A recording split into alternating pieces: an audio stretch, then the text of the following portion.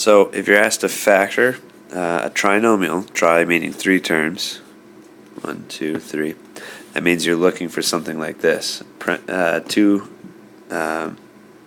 parentheses with two terms in each parentheses. Something needs to go here, something needs to go here, something there, something there. So when you multiply this all out, it's going to turn back into what you originally started with. So to find out what's supposed to go in those two parentheses is a quick method if there's no number here in front of x squared.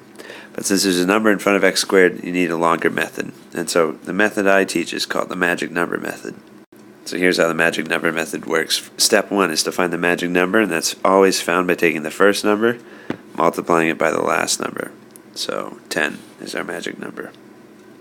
Second step is to find something called the magic combo, and all this is two numbers that multiply to be that magic number, but they add up to be our middle term here, 11. So think about all the different numbers that multiply to be 10, and 10 times 1 makes 10. 10 plus 1 makes 11. So our magic combo is 10 and 1, like that. The third step is to rewrite the original equation. So we're going to take that middle term, and we're going to rewrite it with our magic combo. Notice I'm putting an x next to it because if I'm going to take 11x, I can break it up into these magic combo pieces. 10x plus 1x, that makes 11x. So still the original expression, it's just rewritten. And we've rewritten it for a reason, because now if we factor in groups, we'll find out we have our answer that we're looking for. And what factor in groups means is you're supposed to put a parentheses around the first two terms and a parentheses around those last two terms.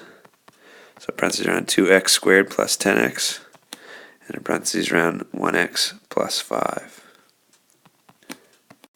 So we made groups. Now we got to factor in our groups. So you can factor out something from this group here. Both of them have a 2, and both of them have an x that you can factor out. So factor out that 2x and write what's left over in parentheses. 2x squared divided by 2x gives you just an x. 10x divided by 2x gives you a 5. Same thing over in this parentheses. Now there's nothing you can really factor out except for a 1. So I always tell my students you got to factor out something. And what's left over is 1x plus 5, or just x plus 5, same thing. But you have to factor completely in groups. And this is why it's called the magic number method, because if you follow step 1 through 3, you'll see you get two parentheses that are the same. Those are the same number. So this term and this term have the same number in common. That means you can factor out that number. Factor out an x plus 5 from both of them, okay? Divided out of both of them, what's left over is 2x plus 1 when you divide that out. So that's your final answer.